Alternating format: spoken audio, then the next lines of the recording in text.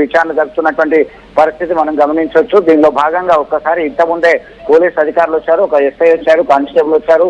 దీనిలో పలువురిని విచారిస్తున్నటువంటి పరిస్థితి దీన్ని మనం చూడొచ్చు. దీనికి సంబంధించి అయితే ఖచ్చితంగా చర్యలు చేపడతాం, న్యాయం చేస్తాం అనేటువంటి హామీ మాత్రం ఇస్తున్నటువంటి పరిస్థితి. మాకు న్యాయం కావాలంటే మా బిడ్డతో పాటు బిడ్డ కడుపులో ఉన్నటువంటి గర్భస్థ శిశువు సైతం మృతికి కారణమైనటువంటి కిరాతకుని అత్యంత కిరాతకంగా హతమార్చడమే మా లక్ష్యం అని చెప్పి గ్రామస్తులు సైతం ఆగ్రహం వ్యక్తం చేస్తున్నారు. నమ్మించి గొంతుకొస్తాడు ఆ పామును పాల్గొసి పెంచుకున్నట్టుగా ఉంది అని చెప్పేసి వారి ఆ మాటల్లోనే ఆవేదన విన్నాము. ఒక్కసారిగా ఎవరిని కదిలించి కన్నీరు పర్యంతం అవుతున్నారు, మాటలు రావట్లేదు. ఆ భావోద్వేగంతో ఎమోషనల్ గా ఫీల్ అవుతున్నటువంటి పరిస్థితి గమనించవచ్చు. దీనికి సంబంధించి అయితే పోలీసులు ఇప్పుడే ఇక్కడికి చేరుకోవడం జరిగింది. మీకు న్యాయం చేస్తామని చెప్పి హామీ ఇస్తున్నటువంటి పరిస్థితి. ఎందుకంటే అంత్యక్రియల సందర్భంగా పోలీస్ పికెటింగ్ కూడా చేశారు. ఎలాంటి ఆగ్రహావేశాలకు గురి కావద్దు అని కౌన్సిలింగ్ సైతం నిన్న ఇవ్వడం జరిగింది. మనోజ్ మరి ఏవైనా అవాంఛనీయ ఘటనలు జరగకుండా నిన్న నుంచి బందోబస్తు ఏర్పాటు చేశారు.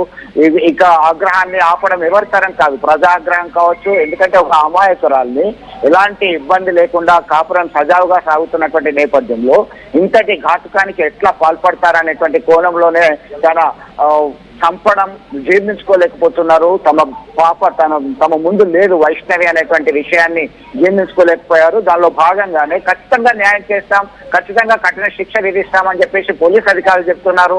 అయితే మీరు మాకు అప్పగించండి, మేము చూసుకుంటామని చెప్పేసి గ్రామస్తులు చెప్తున్నటువంటి పరిస్థితి. ఇది ఇక్కడ తాజా అప్డేట్. ఓటు Manoj. Right, thank you Chandrasekhar. So మొత్తంగా వైష్ణవి ఇంటి దగ్గర విషాదాలు అలుముకున్నాయి. పోలీసులు ఇన్వెస్టిగేషన్ స్టార్ట్ చేశారు ఆల్రెడీ. సో హరిబాబు కూడా ఇప్పుడు పోలీసు అదుపులో తెలుస్తోంది, కానీ పోలీసు ఎక్కడ అధికారికంగా వెల్లడించడం లేదు.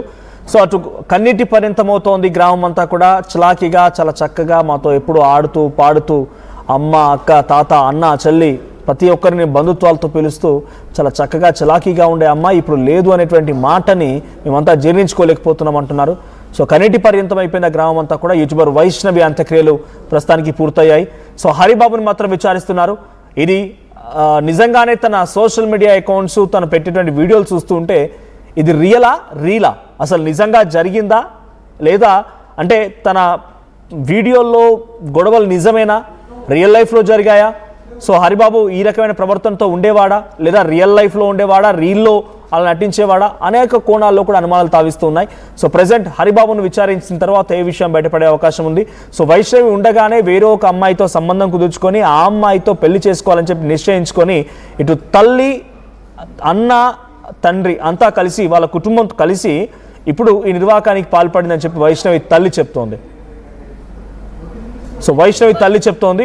ఒకసారి మళ్ళీ అక్కడ ఎటువంటి సిచ్యువేషన్ ఉంది, అటు గ్రామస్తులు కానీ తల్లిదండ్రులు కానీ ఎటువంటి ఆవేదన వ్యక్తం చేస్తున్నారు. సో అటు అన్న తోటి గ్రామస్తులంతా మాట్లాడుకోవచ్చు ఆర్టీవీతో. ఒకసారి వైష్ణవి ఇంటి దగ్గర ఎటువంటి విషాదాలు అలుముకున్నాయో చూద్దాం.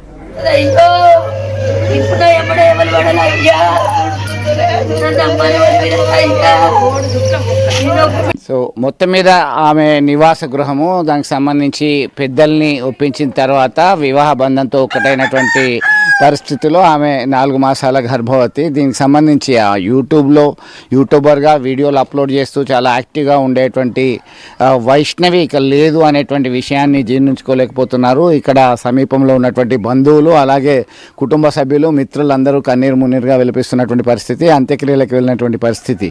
మీరు ఏం జరిగిందమ్మా అసలు దీనికి సంబంధించి? ఎప్పుడైంది, మీకు ఎప్పుడు తెలిసింది? అంటే ఆమె ఎట్లా ఉండే, బాగా యాక్టివ్గా ఉండేనా, ఎట్లా ఉండే? ఆమె మంచిగానే ఉండే అందరితోటి కలిసిమెలిసి ఉంటుండే. 9 నెలలు ఏమవుతుంది లగ్గమై. మంచిగా యూట్యూబ్ తీసుకుంటా ఇద్దరు మంచిగా కలిసిమెలిసి ఉందరు.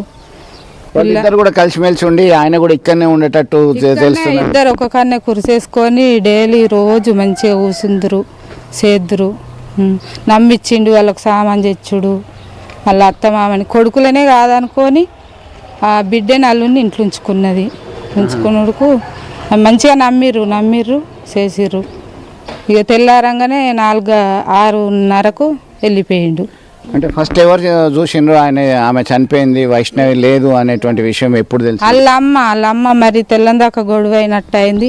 వాళ్ళ భర్త సూత అన్నాడట, ఏమో గొడవ అవుతుంది రాని లేవు అంటే, ఏ పరియాసం ఆడుతున్న మామ అని అన్నాడట. అని నవ్విండట. నవ్విండు. ఇక నవ్వుడుకు వీళ్ళు ఎప్పుడు గొడవ పెట్టుకుంటేనేమో అర్థమావు. ఇక ఎప్పుడు గొడవ లేదు కదా, నవ్వుతుండు కదా అని నమ్మించి ఇక ఆమె పానం పోయినాకనే వెయ్యిండు. 6:30 ఇక్కడ తల మీద చేతుకు అన్ని కోసిండు, బాగా అది చేసిండు.